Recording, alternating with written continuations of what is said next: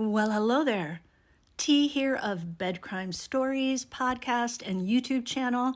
I hope you guys are all doing well, my true crime besties. Hey, do me a favor, if you appreciate my efforts here, please like, share, and subscribe to my channel. It's a free way you can help me. One thing is for sure about Luigi Mangione, the 26-year-old from Baltimore, Maryland, who is charged now in New York with second-degree blank.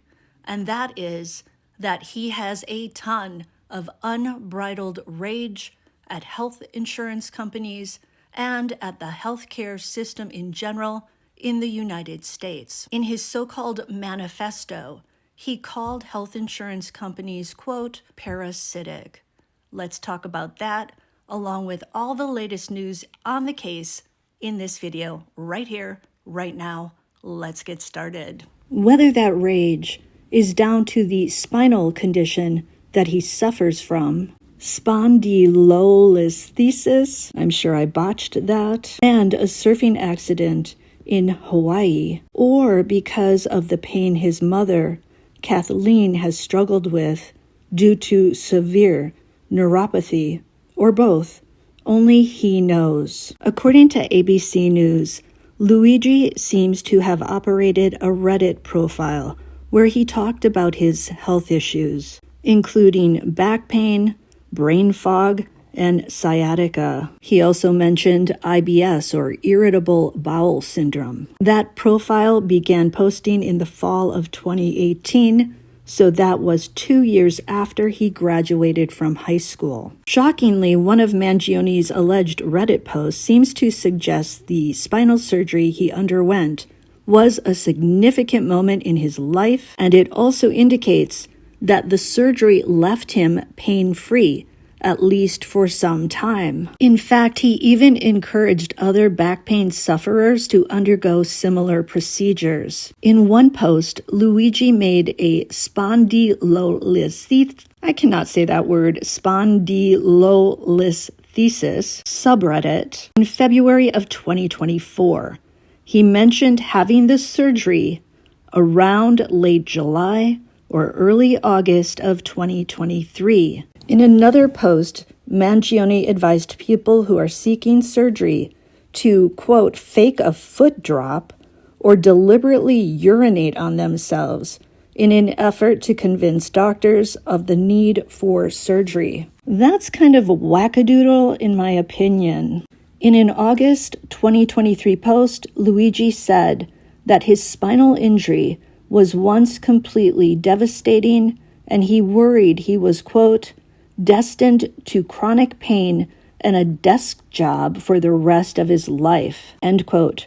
And this was before he considered surgery. So far, nobody has found any Reddit posts by Mangione mentioning United Healthcare specifically. If they have, I'm unaware of it. Let me know in the comments. There was one post in 2018 referring to coverage by Blue Cross Blue Shield. In another post from 2023, which was made 2 weeks prior to his surgery, Luigi mentioned suffering from sciatica. I got caught in this loop for a year, all the while putting my life on hold in my 20s and damaging my nerves while I waffled on the decision, end quote. The same Reddit profile spent time on a community on Reddit dedicated to brain fog.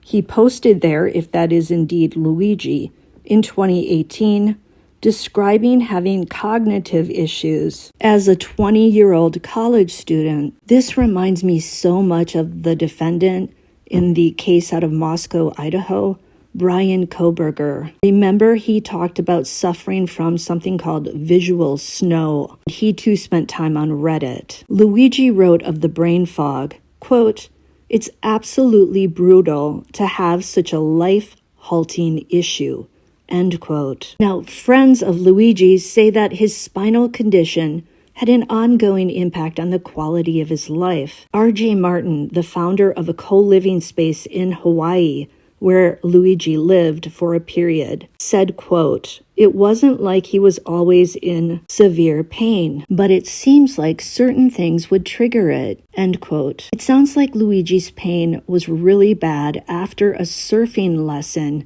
in Hawaii in 2022, and the pain was triggered another time after he slipped on a piece of paper. I can say that I've done the same thing. But per his friends, Luigi wasn't one to continually complain about the pain. It sounds like he suffered in silence and alone for a long time. I heard criminal profiler Ann Burgess say on another channel, this was before we knew the name of the suspect, that the crime against Thompson was likely done by someone with a personal gripe against an insurance company, someone who has first-hand experience with either United Healthcare or another insurance company. She seems to have been spot on. Luigi's anger and rage seem partially born out of his ongoing pain battle. Now I'm wondering how supportive those beds in the jail in Altoona, Pennsylvania are. I can't imagine that they're very good. So how's he going to do in there? Luigi also talked about having trouble staying asleep as a 20-year-old. In one post, he described waking up 10 times in an 8-hour sleep period. Boy, oh boy, can I relate to that. He mentioned waking up feeling tired and unrefreshed and said, getting less than 8 hours of sleep causes him extreme exhaustion the next day. I can also relate to that, and I'm sure you can too, or at least some of you. Luigi got tested for sleep apnea. It's unclear if he was diagnosed with it, and I wonder if he took his sleep apnea machine with him if he was diagnosed to New York City. Maybe that's why he needed such a big backpack. He also posted that he was a, quote, healthy 20-year-old male with zero caffeine, zero alcohol, nicotine, who exercises regularly and has zero stress. I think he probably has some stress now. A month after posting about the sleep issues, Luigi posted about having irritable bowel syndrome and small intestinal bacterial overgrowth. That does not sound fun. On August 31st of 2018, Luigi asked if he should pursue a particular diet, one called FODMAP, FODMAP. I'm not even going to try to read that acronym out. From what I can tell, it has to do with fermentable ingredients, I think. And then in 2023, that's when Luigi started talking about back pain issues. Here's a post he made, quote, "It can be easy to get caught up in the plethora of horror stories on the internet, and my spondy went bad on me last year. It was completely devastating as a young athletic person." Again, spondy is short for the rare back condition where the vertebrae in the spine slip. I feel bad even saying this because it's obvious that Luigi suffers from a legitimately bad back and a messed up back, possibly due to surgery and genetics. Is there a possibility he might be a little bit of a hypochondriac? I say this because of all the other issues. Sleeping trouble, brain fog, and IBS. Of course, if I told you everything that ails me, you'd think the same thing about me. This guy was such a high achiever in high school and college. He was valedictorian of his 2016 class at an all-boys prep school. Let me tell you, I taught at one of those, and kids who go to prep school, in my experience, generally strive to achieve excellent grades and to excel. I'd say that 90% of the students were excellent. They did their homework. So what I'm trying to say is it's not easy to be a valedictorian in a sea of other very driven, gifted kids. Also has 2 degrees from an Ivy League college, the University of Pennsylvania. I'm wondering if he could have become someone so driven that he obsessed over everything. Maybe he's someone who, when he studies something, throws himself in and almost becomes maniacal about it. Did his health issues and worries about them drive him to a bad place mentally? emotionally, a place where he was so obsessed with his health issues that he somehow cracked inside his head. I mean, yes, I understand how debilitating and depressing severe chronic pain is. I even have pain issues surrounding a foot surgery that I had that was botched. However, I have never considered unaliving the doctor who performed it, even though I was angry about it. In my humble opinion, and I'm not a psychologist, it seems like Luigi must have descended into some degree of mental illness. Friends and family describe him going dark on social media and over the phone about 6 months ago. One day, Luigi just stopped communicating with his loved ones and friends. Why was that? What triggered it? It's sort of like Hana Kobayashi, missing 30-year-old from Hawaii. She too suddenly stopped communicating with her family and friends. What leads somebody to do this, especially when they have severe health issues? Is it that they want to suffer in silence? Or is this the point where something cracks?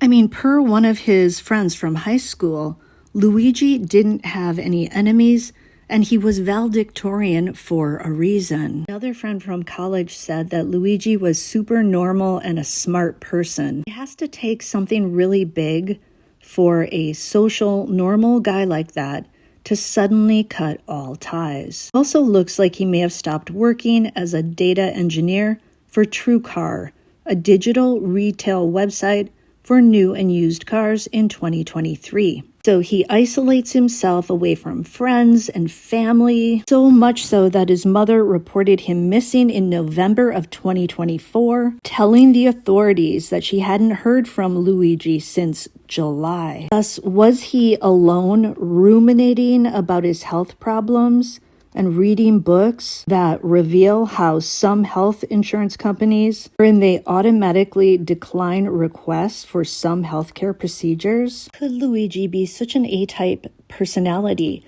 that he eventually began to suffer from some mental health disorder, perhaps obsessive compulsive disorder or OCD to the maximum degree? Did he have a break with reality? I mean, going from valedictorian of a prep school, being a graduate of a prestigious Ivy League school, to then allegedly plot a rather sophisticated unaliving of a CEO in Manhattan, a place that you don't live, crime that could land you in prison for the rest of your life. That's a big shift. Something doesn't seem right in Luigi's head if he thought this was a good idea. And on Tuesday, he was captured on film shouting at officers and the public as they escorted him inside for a court hearing. A lot of people are cheering him on, viewing him like some sort of rebel, Che Guevara, Robin Hood, somebody for the people. Let's face it, the truth is that barring some miracle,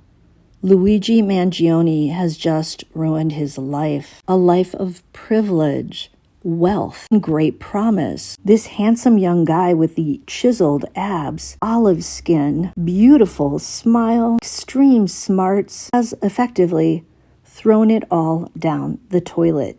You can't receive the DP, if you know what I'm saying, in New York for second-degree blank, but you can get a sentence of 25 years to life in prison. So sayonara, Hawaii. Sayonara, taking on the family business. Sayonara, enjoying a night out with a hot date, unless you can do that in prison. And by the way, if you're wondering why he wasn't charged with first-degree blank, it's because in New York, first degree is reserved for people who unalived a law enforcement officer, a correctional officer, firefighters, emergency medical technicians, paramedics, physicians, or registered nurses. There are some other instances as well where you can be charged with it, but Luigi doesn't fit into any of those categories. Let's talk a little about the manifesto. First, in my opinion, it doesn't really read like a manifesto. I get the feeling he wrote it after allegedly committing the crime.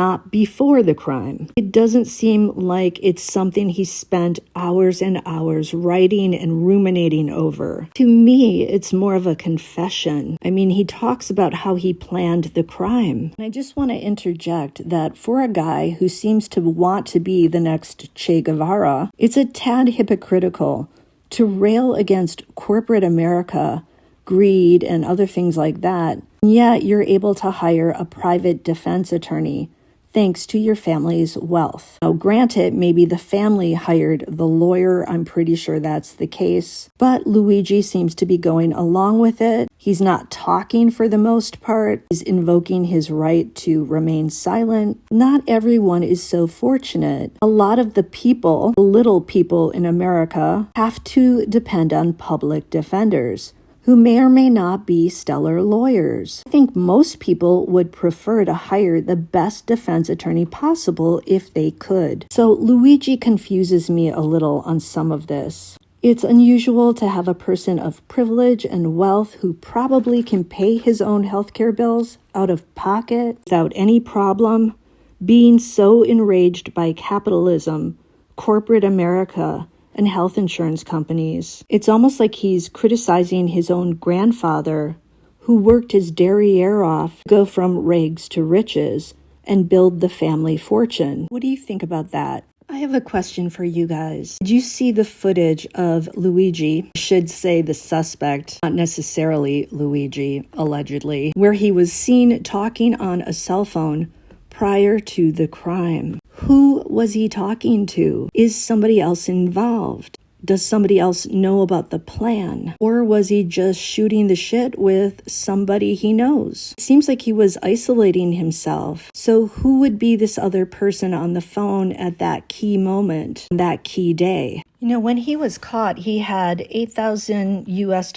on him, $2,000 in foreign currency, and a passport, along, of course, with other items like the weapon, or a weapon that looks a lot like the weapon used in the crime, silencer or suppressor. And Luigi's kind of cagey because he tried to say that he doesn't know where that money came from, and he believes somebody planted it in his backpack. It sounds to me like he wanted to get away with the crime, definitely not get caught for it. But there's a part of him that likes the notoriety. I think he likes being seen as some sort of rebel working on behalf of the little people. He had fun planning this crime. He put Monopoly money in the backpack and he left it there. He wrote deny, delay, and some other word on the bullet cartridges. He was leaving these little symbols, little breadcrumbs, which unfortunately for him, tie him to the crime scene. We found out today that fingerprints at the crime scene match Luigi's fingerprints. Question now is, will they also get DNA from all of that? DNA at the crime scene